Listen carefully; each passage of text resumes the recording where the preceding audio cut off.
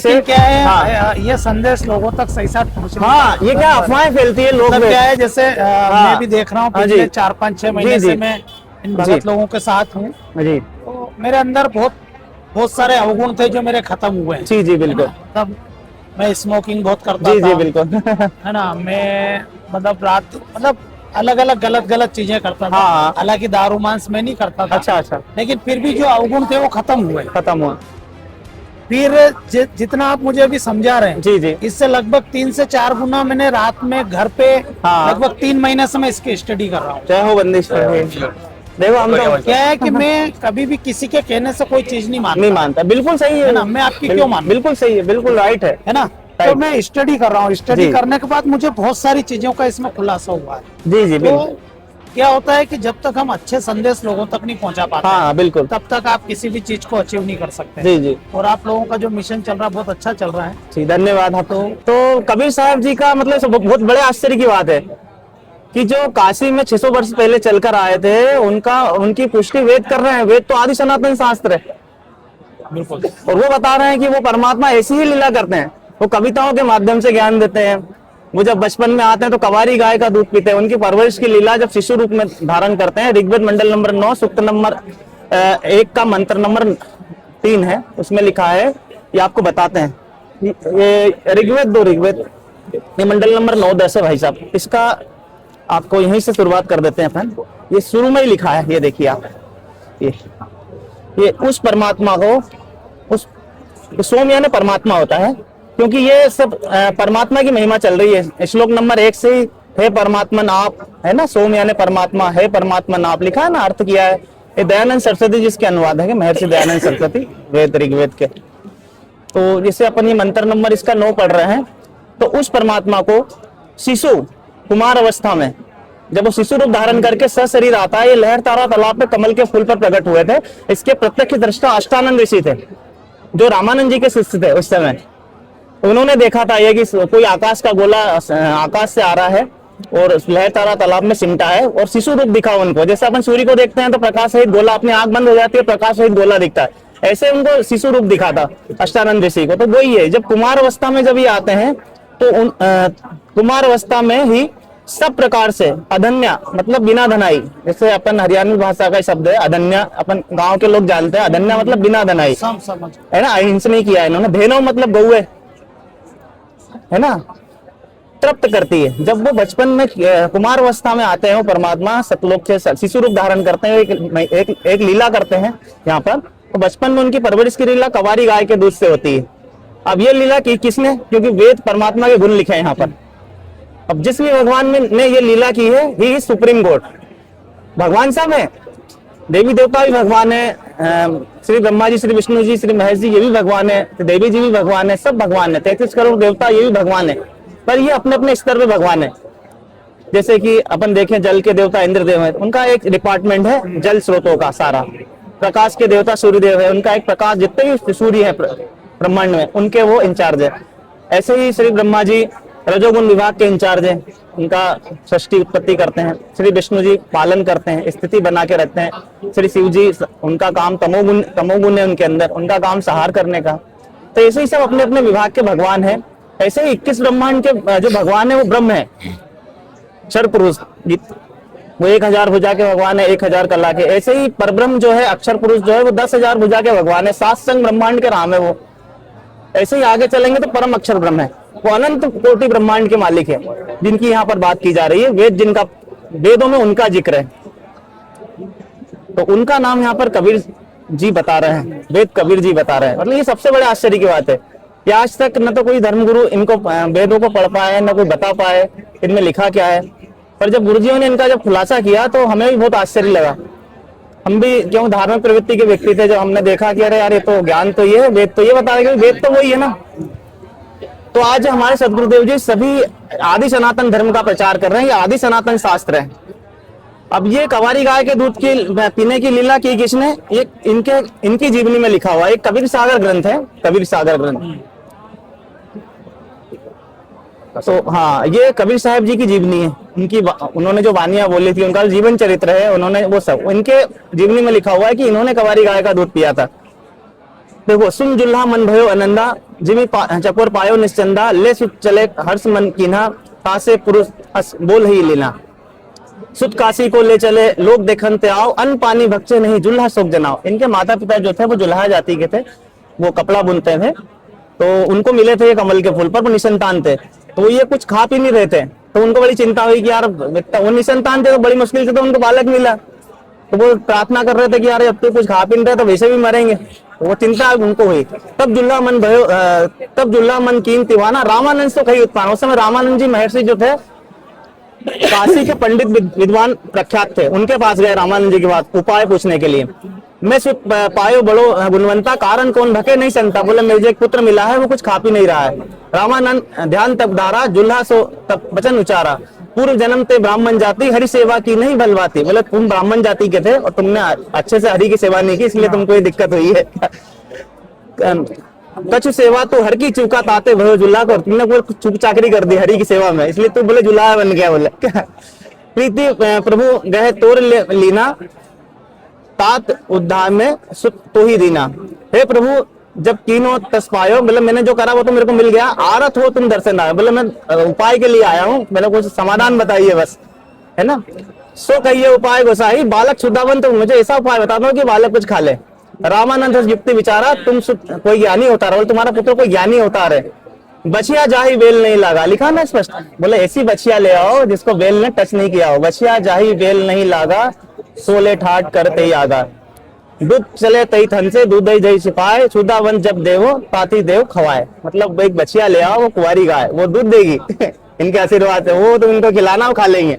तो ये लीला किसने की? कबीर साहब जी ने की। और ये वेद बता रहे हैं, वेद तो आदि सनातन शास्त्र पहले के हैं, जब कोई धर्म मजहब था ही नहीं तभी वेद थे। सतयुग में जैसे आप श्री राम जी का जन्म त्रेता युग में हुआ, तो सतयुग में कौन से राम की भक्ति करते थे? वो वेद अनुसार साधना करते थे। मनु ऋषि और ये सब हुए ऋषि महर्षि, ये सब वेद तब भी थे। वेद तो आदि सनातन शास्त्र है, और वो बता रहे हैं कि वो भगवान जब पूर्ण परमात्मा जो अनंत कोटि ब्रह्मांड के मालिक परम अक्षर ब्रह्म है, तीसरे नंबर के, वो जब आते हैं तो वो बचपन में माँ के गर्भ से जन्म नहीं लेते, वो सशरीर आते हैं, शिशु रूप बनाते हैं और यहाँ पर लीला करते हैं और कविताओं के माध्यम से अपना ज्ञान प्रचार करते हैं। एक ऋग्वेद में एक मंत्र है, शिशु जगानम हरियंती मरंती मरुतो गणेन कबीर गिरवी कबीर काव्यानम संत सोम अतिथि रेबन। मतलब वो परमात्मा शिशु रूप धारण करके आते हैं, धीरे धीरे बड़े होते हैं, तो कविताओं के माध्यम से लोकोक्तियों के माध्यम से वो अपना ज्ञान प्रचार करते हैं। और कबीर गिरवी उनकी रचना होती है, कबीर गिरवी कबीर वाणी, उसमें स्पष्ट लिखा हुआ है कबीर गिरवी कबीर वाणी। जैसे कि गीता जी अध्याय नंबर 4 के श्लोक नंबर 32 में कहा है कि धार्मिक अनुष्ठानों की जानकारी सच्चिदानंद घन ब्रह्म के मुख कमल से उच्चरित वाणी में विस्तार के साथ कही गई है। मुख कमल लिखा है वहां पर,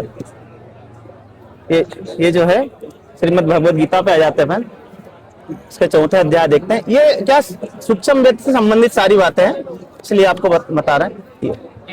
ये गीता जी अध्याय नंबर 4 के श्लोक नंबर 25 से 30 तक गीता ज्ञानदाता भगवान बता रहे हैं कि कोई तो ऐसी साधना करता है, कोई तप करता है, कोई व्रत करता है, दूसरे कितने ही योगी जन अपान वायु को प्राण वायु में हवन करते हैं, है ना। वैसे ही अन्य योगी जन प्राण वायु को अपान वायु में हवन करते हैं। अन्य कितने ही नियमित आहार करने वाले हैं, है ना। अन्य कितने प्राणायाम करते हैं, जो प्राणायाम क्रिया में विश्वास करते हैं, है ना। प्राण और अपान की गति को रोककर प्राणों को प्राणों में ही हवन किया करते हैं। वे सभी साधक यज्ञों द्वारा पापों का नाश कर देने वाले, यज्ञों को जानने वाले हैं। वो सोच रहे हैं कि हम जो कर रहे हैं इसी से पाप करते हैं। वो सोच रहे हैं कि हम जो कर रहे हैं यही सही है, बाकी मतलब इसी से पाप कटे, मतलब भगवान मिला, क्योंकि हमारे और भगवान के बीच में पाप कर्मों की दीवार है।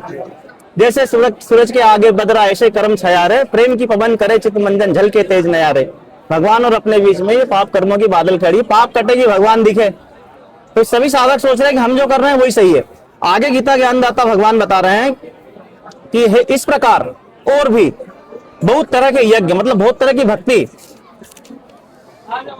सच ब्रह्मणे मुखे, लिखा है ना ब्रह्मणे मुखे, सच्चिदानंद घन के मुख कमल से उच्चरित वाणी में विस्तार के साथ कही गई है। इन्होंने यहाँ भगवान का अर्थ वेद कर दिया, राजा का अर्थ संविधान कर दिया, गलत किया है। क्योंकि ब्रह्मणे मुखे, मुख भी है, ब्रह्मणे मतलब बड़ा भगवान, ब्रह्म से नेक्स्ट ब्रह्म। जैसे इन्होंने 17वें अध्याय के 23वें श्लोक में बिल्कुल सही किया है। यहाँ पर ब्रह्मणे का अर्थ इन्होंने बिल्कुल सही किया है, ये देखिए आप। हाँ 22वां और ये 23वां। ये देखिए आप, ओम तत्सत, ये ब्रह्मणे शब्द यहाँ भी आया ना, वहां भी ब्रह्मणे आपने देखा था, ब्रह्मणे, इसका अर्थ होता है सच्चिदानंद घन ब्रह्म। बिल्कुल सही है ये।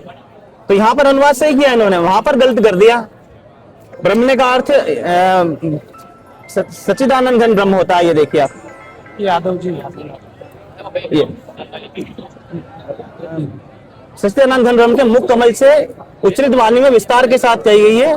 उन सबको मन, इंद्रिय और शारीरिक क्रिया द्वारा संपन्न होने वाले जान, मतलब वो काम करते करते की जाती है। जैसे नाम उठत नाम बैठत नाम सोहत जागवे, नाम खाते नाम पीते नाम से लागवे। यही बात अर्जुन को भी कह रहे हैं भगवान की, युद्ध भी कर और मेरा सुमरन भी कर।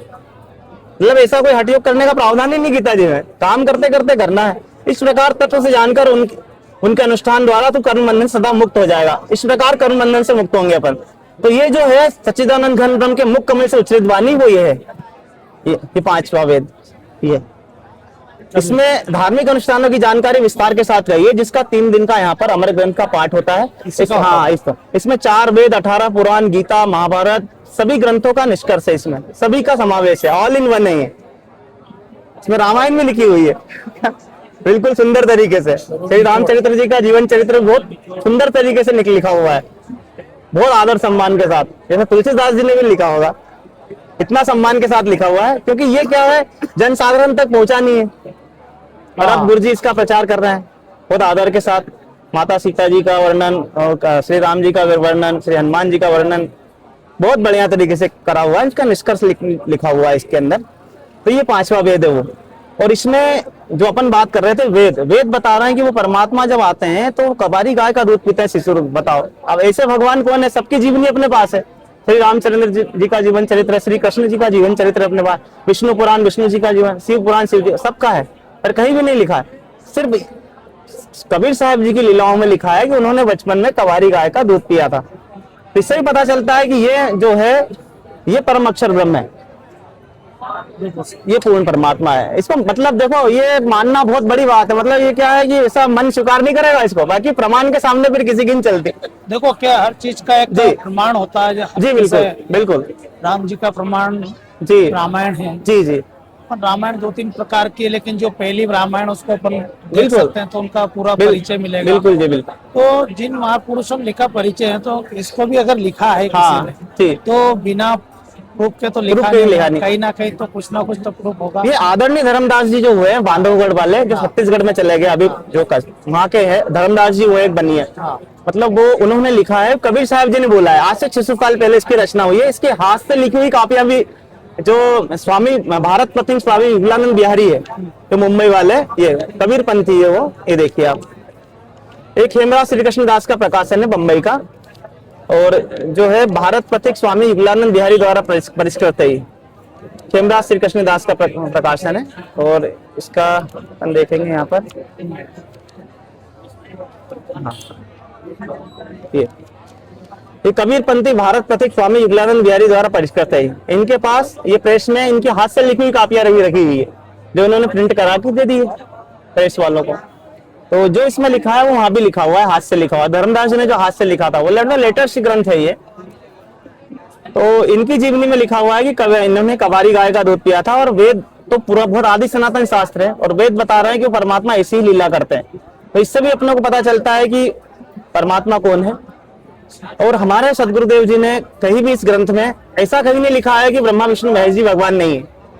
सबसे पहले इसमें लिखा है कि तीनों देवा कमल दल वैसे। क्या है, हाँ, ये संदेश लोगों तक सही साथ पहुंचने, हाँ, ये क्या अफवाहें फैलती है लोग में। क्या है, जैसे मैं भी देख रहा हूँ पिछले 4-5-6 महीने से मैं इन भगत लोगों के साथ हूँ। तो मेरे अंदर बहुत सारे अवगुण थे जो मेरे खत्म हुए हैं। जी जी बिल्कुल। तब मैं स्मोकिंग बहुत करता था। जी बिल्कुल है ना, मैं मतलब रात अलग अलग गलत चीजें करता था। हाँ। हालांकि दारू मांस में नहीं करता था। अच्छा। लेकिन फिर भी जो अवगुण थे वो खत्म हुआ।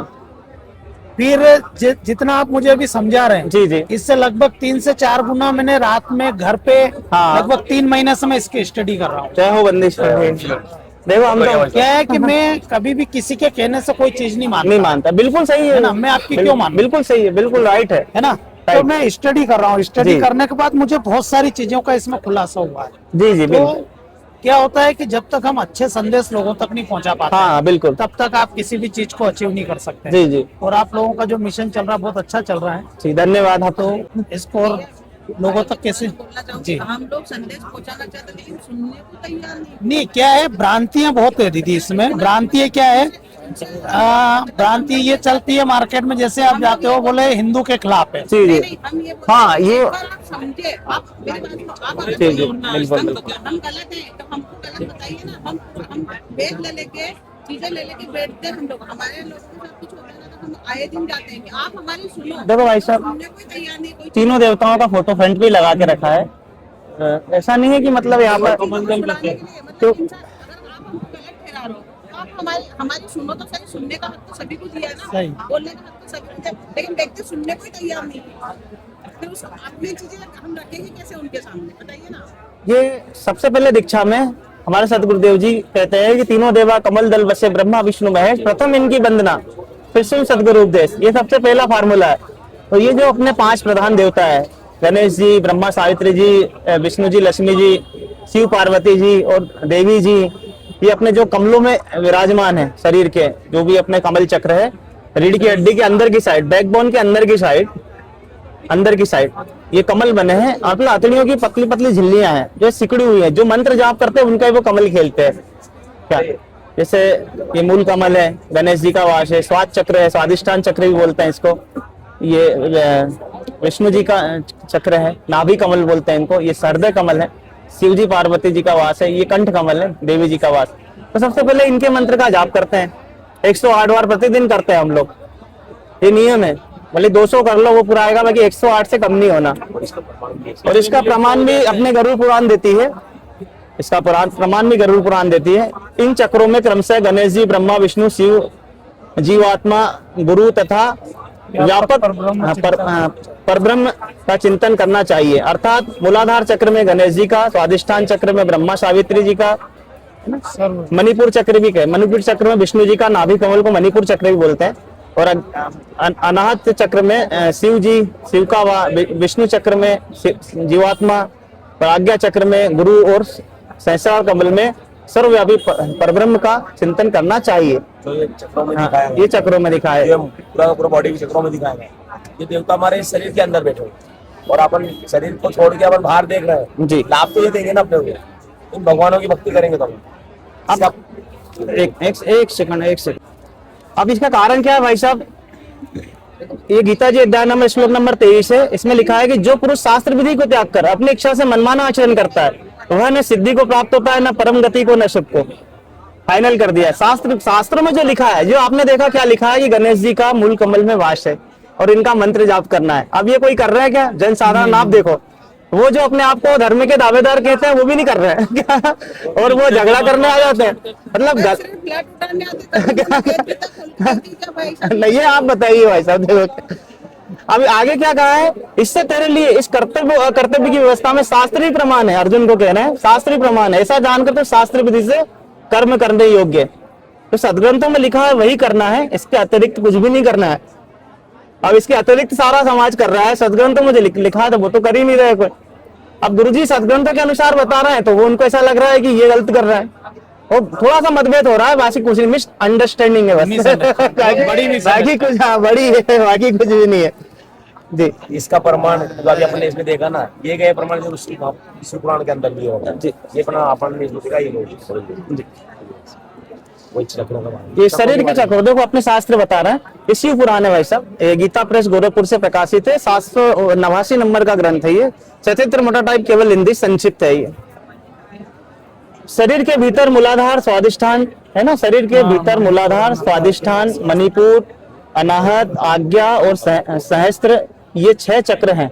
इनमें मूलाधार से लेकर सहस्त्र तक 6 स्थानों पर क्रमशः विद्वेश्वर, ब्रह्मा, विष्णु, ईश, जीवात्मा और परमेश्वर स्थित है। सब में ब्रह्म बुद्धि करके इनकी निश्चय करें, हाँ निश्चय करें कि और वह ब्रह्म में है। ऐसा भावापूर्वक जाकर प्रत्येक श्वास के साथ ये मंत्र भी लिखा है यहाँ पर, ये हम बोलने से जाप करें, है ना। क्योंकि ये जो मंत्र है ये भगवान शिव जी का है, शिव जी जाप करते हैं इसका। क्योंकि कबीर साहब जी की वाणी में आया है कि हम बैरागी ब्रह्मपत सन्यासी महादेव और सोहम मंत्र दिया शिव जी को, वो करे मतलब ऐसे वाणी में आया है ये मंत्र का जाप वो करते हैं, तो अपन नहीं बोल सकते क्योंकि भगवान शिव जी बहुत बड़ी बात है, अपन तो उनके कुछ भी नहीं है, चरणों की वो ही नहीं है, तो इसलिए नहीं बोल पाते कि भाई ये उन्हीं का गुप्त है। हाँ, तो यहाँ पर भाई साहब ये सब कुछ शास्त्र अनुकूल ही किया जाता है। थोड़ा सा नियम यह है कि बुराई नहीं करना है। अब भाई साहब देखो, बुराई तो दहेज देना ही बुराई है। अब यहाँ पर टोटल बंद कर देते हैं तो समाज को ऐसा लगता है ये तो दहेज भी नहीं देते, कन्यादान नहीं करा इन्होंने तो वहां से विरोध होता है। और यहाँ नशा नहीं करते, यहाँ पर कोई आपको सुपारी खाते भी नजर नहीं आएगा, सब नशा छोड़ चुके हैं, सब जितने भी हैं। पहले बहुत नशा करते थे ये लोग, मैं खुद भी करता था। आज हमारा सबका नशा लगभग 10-12 आश्रम है। जी जी, एक आश्रम में मान लो 50,000 लोग भी अगर यहाँ अवेलेबल है जी, तो लगभग 10 लाख लोगों ने नशा छोड़ा है। बिल्कुल छोड़ा, 10 लाख परिवार सुधरे हैं। बिल्कुल बिल्कुल सुधरे भाई। 15 करोड़ अभी तक से भगत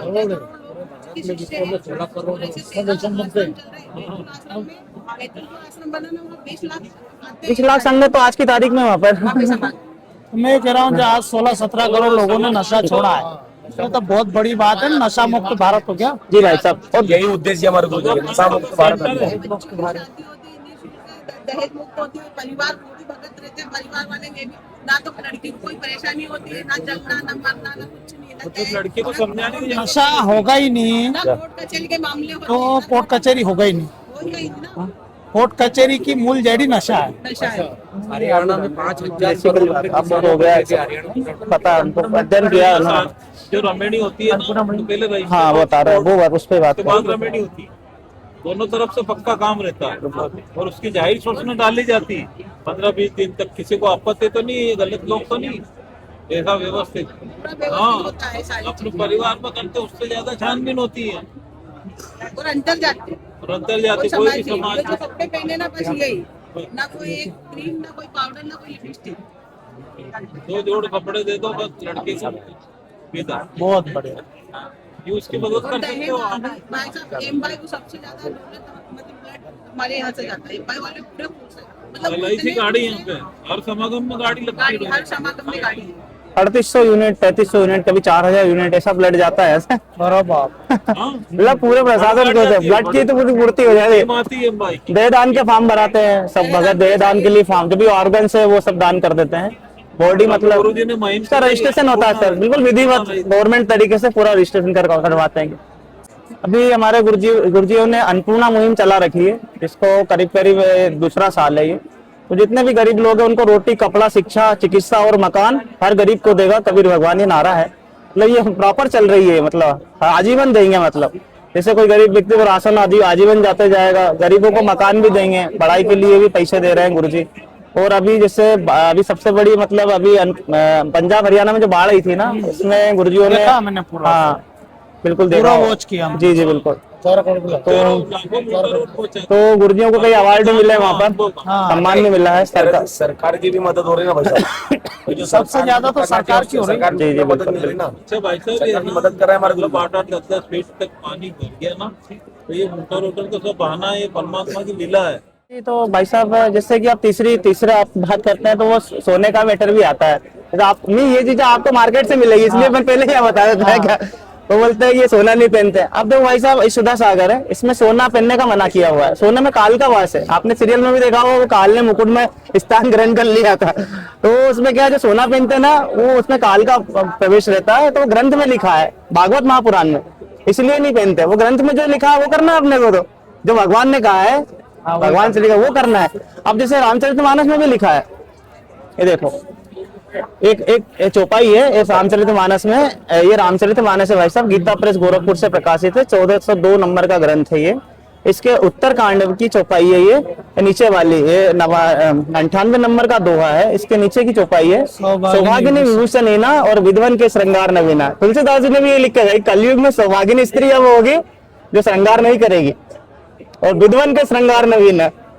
तो ये कहीं ना कहीं मतलब अपने ग्रंथ में वही गाइडलाइन देते हैं कि क्या है, देखो मीरा भाई ने कब श्रृंगार किया था, सबरी ने कब श्रृंगार, मतलब भिल्ली ने कब श्रृंगार किया था, इस भागवत में श्रृंगार, इन चीजों का आडम, वो तो आत्मा के गहने अलग ही है, शील संतोष विवेक दया, वो 16 श्रृंगार अलग है प्रेम की लाली, सतनाम की बिंदी वो अलग चीजें हैं क्या। तो कहीं ना कहीं वो नंदुओं को ये भी लगता है कि यार ये तो सब विधवा बना रहे हैं, मतलब बात ऐसा है क्या, कहीं कुछ भी नहीं बनने में 4-5 दिन पहले ही बात हुई थी। हाँ नहीं, मेरे को लग रहा था कि आपको कहीं ना कहीं बात टच हुई है, इसलिए मैंने बोल दिया। 4-5-6 दिन पहले ही बात हुई थी हाँ, इंदौर में। जी जी, जिसकी 7 दिन की कथा करते हैं वो है सुख सागर, 1630 नंबर का ग्रंथ है, गीता प्रेस से प्रकाशित है सुख सागर। तो इसके 90 पृष्ठ पे लिखा है, जो सोने का वर्णन है वो, हाँ, सूत जी कहते हैं कि कलयुग की प्रार्थना स्वीकार करके राजा परीक्षित ने उसे 4 स्थान दिए। दूत, दूत मतलब ये जो जुआ सट्टा, ये जो क्रीड़ा रहती है वो दूत क्रीड़ा क्रीड़ा बोलते हैं उसको। मदपान मतलब ये समझिए स्त्री संग और हिंसा, ये 4 स्थान दिए थे। इन स्थानों में क्रमशः असत्य, मद और आसक्ति और निर्दयता, ये 4 प्रकार के अधर्म निवास करते हैं। उनमें उनसे और भी स्थान मांगे, और भी स्थान मांगे उनने। तब समर्थ परीक्षित ने उसे रहने के लिए एक और स्थान सुवर्ण मतलब सोना धन दिया। आगे देखो, इन 5 स्थानों को सेवन कभी नहीं करना चाहिए, इन 5 स्थानों को कभी सेवन नहीं करना चाहिए। धार्मिक इसलिए आत्म कल्याणकारी पुरुष को इन 5 स्थानों को कभी सेवन नहीं करना चाहिए। जिसको आत्मा का कल्याण चाहिए वो कभी इनको सेवन, इसलिए सोना नहीं पहनते यहाँ पर। आप उनको ऐसे, आप हम तो ग्रंथ के हिसाब से चल रहे हैं।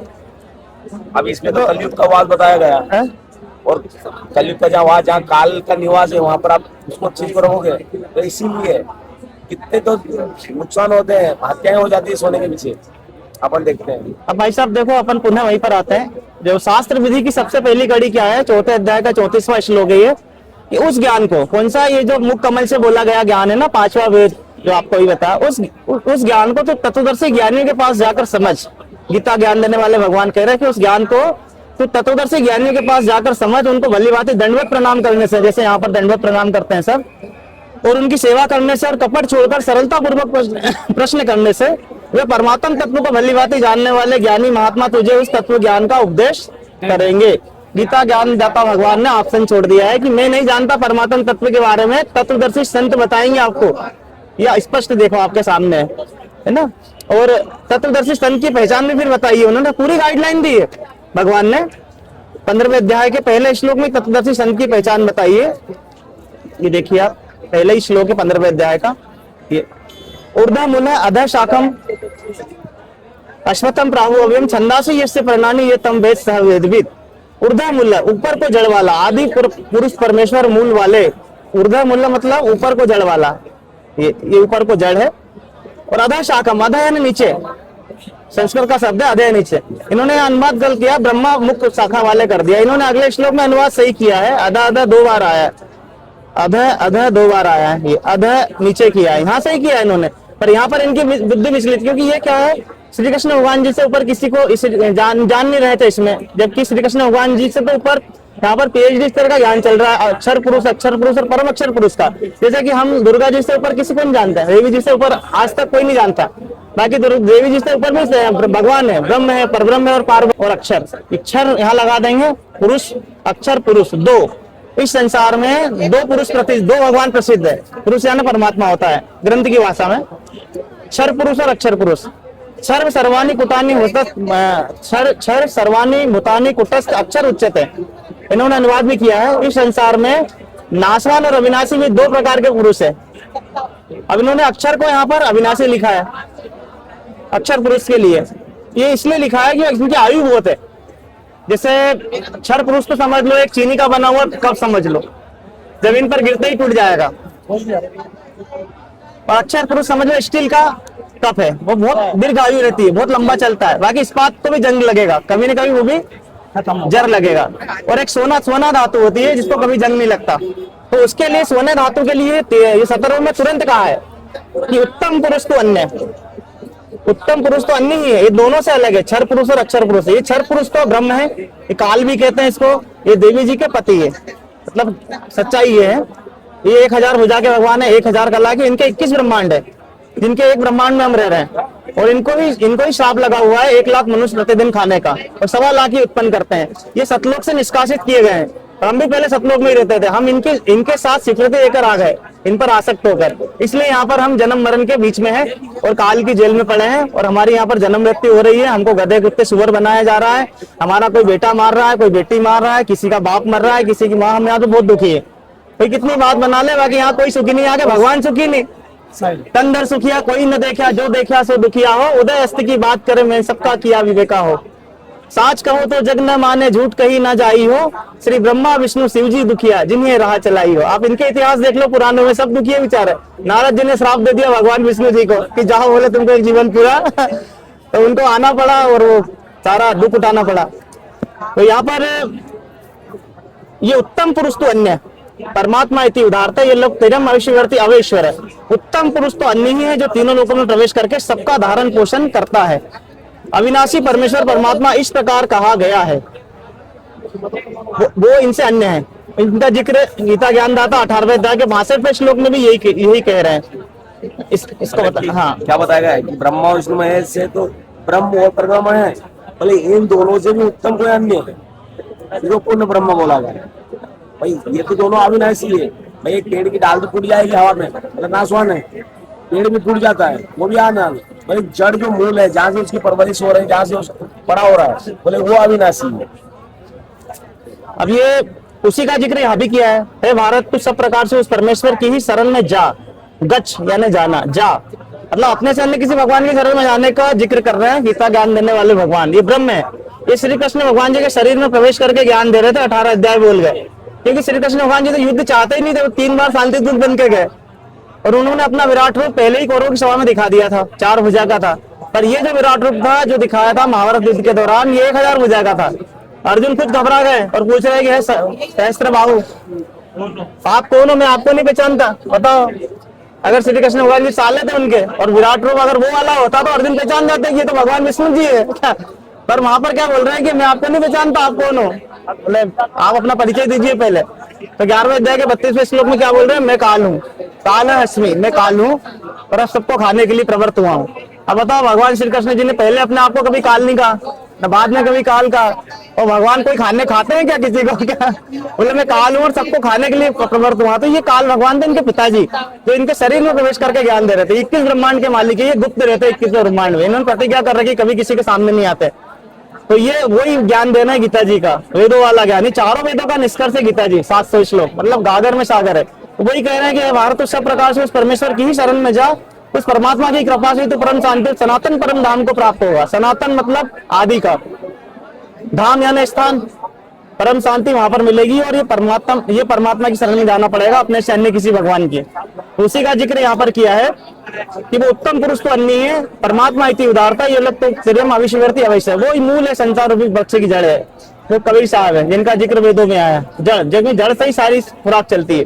तो उसी का जिक्र ये 15वें अध्याय के 4थे श्लोक में भी किया है। उसके पश्चात, किसके पश्चात, तत्वदर्शी संत की प्राप्ति के पश्चात उस परम पद परमेश्वर को भली भांति खोजना चाहिए, जिसमें गए हुए पुरुष फिर लौटकर संसार में नहीं आते। और जिस परमेश्वर से इस संसार रूपी वृक्ष की प्रवृत्ति विस्तार को प्राप्त हुई, उसी आदि पुरुष नारायण के मैं शरण हूँ। गीता ज्ञान देने वाले भगवान भी उसी आदि पुरुष नारायण के शरण में है। वो बोल रहे हैं कि मैं भी उसी के शरण में हूँ। इस प्रकार निध निदासन दृढ़ निश्चय करके उस परमेश्वर का निध निदासन और करना चाहिए, मतलब उसी की भक्ति करनी चाहिए जिसकी शरण में वो खुद भी है। तो अपने से अन्य, यहाँ गीता जी में भी वो अपने से अन्य किसी भगवान की शरण में जा, उसका नाम भी बता दिया 8वें अध्याय के 9वें श्लोक में, कविम लिखा हुआ वहां पर, कविम, उसी से सब कुछ रचना हुई है। वो कबीर साहब की तरफ संकेत है सीधा सीधा। तो अपने से अन्य किसी भगवान की शरण में जाने को कह रहे हैं। अब ये गर्भ गीता है भाई सब। देखो यहाँ पर गुरु बनाने का प्रावधान क्यों है, क्योंकि गीता ज्ञानदाता भगवान गुरु बनाने के लिए कह रहे हैं अपने को। क्योंकि सबसे पहले तो गुरु ब्रह्मा गुरु विष्णु गुरु देवो महेश्वर गुरु साक्षात परब्रह्म तस्मै श्री गुरुवे नमः, ये अपन सबसे पहले दुआ यही पढ़ते हैं अपने सनातन धर्म में। अब गुरु बनाने का देखो, गुरु दीक्षा कैसे होती है, कृपा करके कहो। अर्जुन पूछ रहे हैं श्री कृष्ण भगवान जी से। गर्भ गीता भाई साहब, गर्भ गीता, ये श्री कृष्ण भगवान जी और ये अर्जुन है, ये विराट रूप दिखा रहे हैं ना। तो ये अर्जुन पूछ रहे हैं कि गुरु दीक्षा कैसी होती है, कृपा करके बताओ, कहो। श्री भगवान वाच, हे अर्जुन तुम धन्य हो, तुमको धन्य हो, फिर भी धन्य है तुम्हारे माता पिता जिसके तुम ऐसे पुत्र हुए, जिसने गुरु दीक्षा पूछी है अर्जुन। सारे संसार के गुरु जगन्नाथ है, विद्या का गुरु काशी। पहले पढ़ाने के लिए भाई साहब कहाँ काशी में जाते थे, उसके पहले कहीं इसका इंस्टीट्यूट था ही नहीं पढ़ाने के लिए। तो बोले कि विद्या का गुरु काशी, पहले काशी में हुआ करता है। और उसके बाद बोले चारों वर्णों के गुरु ब्राह्मण। भाई अपने वर्ण व्यवस्था के अंदर अगर देखा जाए तो सबसे उत्तम किसको माना गया है? ब्राह्मण को। और बोले ब्राह्मण का गुरु सन्यासी, मतलब उनसे भी कोई उत्तम हो रहे हो, वो है सन्यासी। और आगे क्या बोल रहे हैं? सन्यासी उसको कहते हैं जिसने सबको त्याग कर मेरे विषय मन लगा लिया। अरे भाई साहब भगवान गीता के अंदर बोल रहे हैं अर्जुन को, जिसने मुझे जान लिया। सन्यासी उसको कहते हैं जिसने मुझे पहचान लिया है। आगे देखिए भाई साहब, तो सन्यासी पढ़िएगा,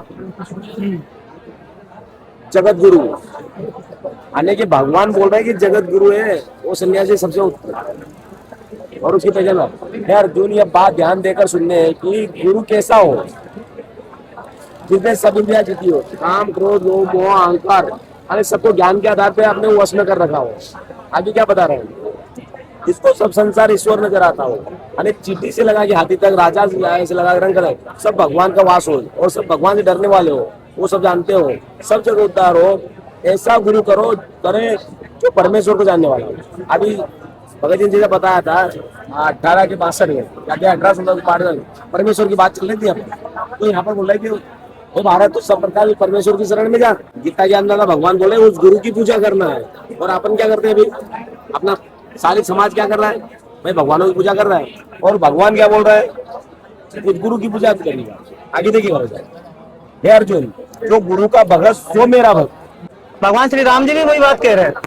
भगवान श्री राम जी भी वही बात कह रहे हैं यहाँ पर कि कर्णधार सदगुरु दृढ़नावा। ये उत्तरकांड है, इसका 2 नंबर 44 है या 43 के, ये 4थे नंबर की छपाई है। कर्णधार सदगुरु दृढ़नावा, दुर्लभ साज सुलभ कर पावा, है ना। इसका अर्थ भी किया है, यह मनुष्य शरीर भवसागर से तारने के लिए बेड़ा है। मनुष्य शरीर को बेड़ा है, जहाज है, मेरी कृपा ही अनुकूल वायु है। सदगुरु इस मजबूत जहाज के कर्णधार खेने वाले हैं। इस प्रकार दुर्लभ कठिनता से मिलने वाले साधन सुलभ होकर उसे प्राप्त हो जाते हैं। मतलब सदगुरु का ही बोल रहे हैं श्री राम जी भी। जैसे गीता जी में भी उन्होंने श्री कृष्ण अवतार में वही बात कही है और श्री राम जी ने भी यही बात कही है। क्योंकि ये मनुष्य शरीर बहुत मुश्किल से मिलता है।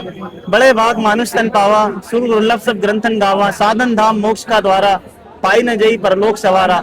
बड़े भाग से मनुष्य शरीर मिलता है। सब ग्रंथों ने यही कहा है कि यह शरीर देवताओं को भी दुर्लभ है और कठिनता से मिलता है। साधन का धाम और मोक्ष का दरवाजा है।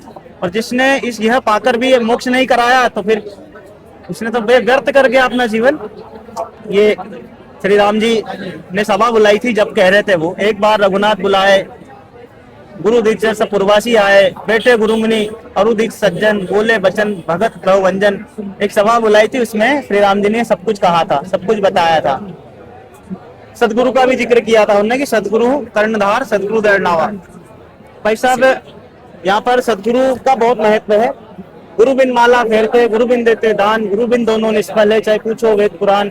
राम कृष्ण से कौन बड़ा, उन्हों भी गुरु कीन, 3 लोक के वे धनी, गुरु आगे आधीन। अब श्री राम जी ने भी वशिष्ठ जी को गुरु बनाया, श्री कृष्ण जी ने दुर्वासा जी को गुरु बनाया। सबके गुरु हैं। नारद जी ने भी गुरु बनाए, सबके गुरु हैं। देवताओं के गुरु बृहस्पति जी है, राक्षसों के गुरु शुक्राचार्य जी है। इन सबके गुरु हैं। गुरु के बिना कोई भी कार्य, कोई भी भक्ति सफल नहीं होगी, ये नियम है। गुरु के बिना तो गुरु बनाना अति आवश्यक है। इसलिए सदगुरु की आवश्यकता, ये प्राइम टाइम चल रहा है, जो समय चल रहा है 5505 वर्ष कलयुग बीत गया है। ये बहुत प्राइम टाइम है जो पहले पूर्व निर्धारित था। ये देखिए भाई साहब, ये कबीर सागर में पहले से लिखा हुआ है। ये 171 पृष्ठ है, स्वसम वेद बोध है, कबीर सागर पढ़ रहे हैं अपन। 5 सहस्र 500 जब कलयुग बीत जाए, महापुरुष फरमान जब जग तारण को आए। पहले से लिखा हुआ है। हिंदू तुर्क आदिक, हिंदू मुसलमान थे उस समय, और आदिक मतलब आगे भी धर्म मजहब बनेंगे, क्योंकि 600 साल पहले लिखा गया है।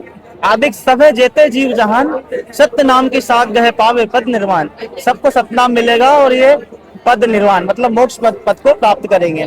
निर्वाण पद को, निर्वाण यानी मोक्ष। तथा शरीर नाप ही मिले सिंधु में धाय, सत सुकृत के मध्य तिमि समय पंथ समाये। जब लग पूरन नहीं हुए ठीके को तिथिवार, कपट चातुरी तब लग सौ संवेद निराधार। ठीक यानी निर्धारित समय, जैसे पुराने लोग बोलते थे ना, कोई भैंस बेच देता था, मतलब पैसे दे रहा है, ठीक रख रहा है, आगे से आगे ठीक रख रहा है, पुराने कोल्ड वर्ड में, ठीक है, सिंपल लैंग्वेज में लिखा हुआ है। तो वो ठीक है ना, निर्धारित समय, जब लग पूरन नहीं हुए ठीके को तिथिवार, कपट चातुरी तब लग ससम वेद निराला। जब तक तो बोले धर्मदास मैं जो बता रहा हूँ ना, ये सबको ऐसा लगेगा कि अरे ऐसे ही लिख रखा है, बोले क्या एक अनेक हो गए पुनः अनेक हो एक, हम सब धर्म जब हम बट गए, भगवान के लिए बटे। एक काल भगवान ने क्या है, ये विलन है, ये क्या है, हमको खाता है, इसलिए इसने क्या करा, सबको भ्रमित कर दिया। इनने कहा था कि द्वादश पंथ करूं मैं साझा, नाम तुम्हारा ले करूं आवाजा, कबीर साहब जी को कहा था। और द्वादश पंथ नाम जो लही, वो हमरे मुखान समोही, और अनेक पंथ चलाऊं या विद जीवों को भरमाऊं। जाओ जोग जिस संसारा, जीव न माने कहा तुम्हारा, देवी देवल पाषाण पूजाऊं या विद जीवों को भरमाऊं, जब तक तीर्थ मन लाऊं। ये सब शास्त्र स्थापना किन्होंने स्टार्ट कराई है, काल भगवान ने। मुस्लिम धर्म की स्थापना भी उसने कराई। जबरील देवता के माध्यम से ज्ञान दे दिया हजरत मोहम्मद जी को, तो एक नया धर्म बन गया।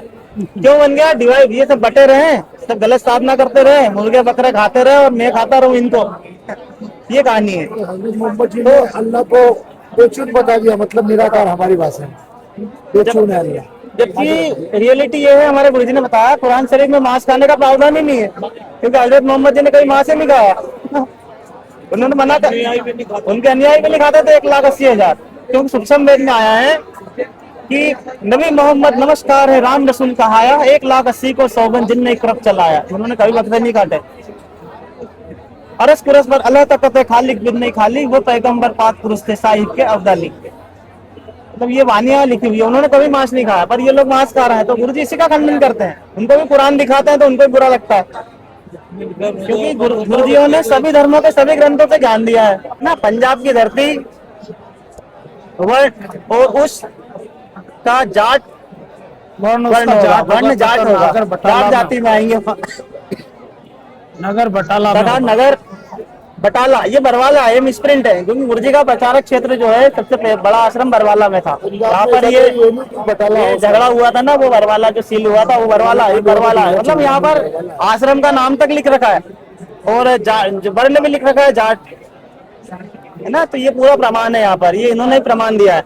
अब एक है जय गुरुदेव की अमृत वाणी भाग 3, ये तुलसीदास जी है, जय गुरुदेव की अमृत वाणी भाग 2, है ना, क्योंकि गुरुजी का विषय चल रहा है कि गुरुजी कौन है। तो इन्होंने भविष्यवाणी करी है, ये तुलसीदास साहिब जी ने, इनको तो आप जानते हैं। हाँ, ये राइटर दिखा रहा हूँ, ये है, इनको तो जय गुरुदेव जी, तुलसीदास जी, हाथरस तुलसीदास साहिब जी। तो इन्होंने ये देखो 50 पृष्ठ पे लिखा है कि वह अवतार जिसकी लोग प्रतीक्षा कर रहे हैं 20 वर्ष का हो चुका है।